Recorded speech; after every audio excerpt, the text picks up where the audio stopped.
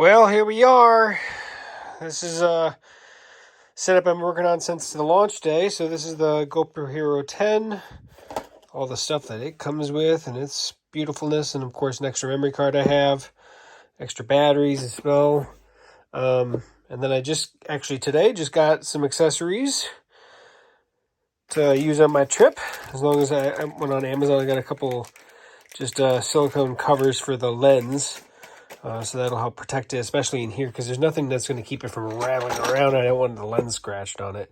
However, the other accessory I bought about a week or so ago, which is a Max lens, and just the other day I took it out and put it on, and lo and behold, it doesn't work with the 10 yet. There's a software update that still has to come, and it's not slated to come for another 2.5 weeks, and that does not make me happy because I won't be able to use that on my trip at all.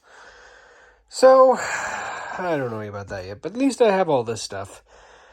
And coming soon to having some fun in the Caribbean in Florida. Look forward to seeing how this works.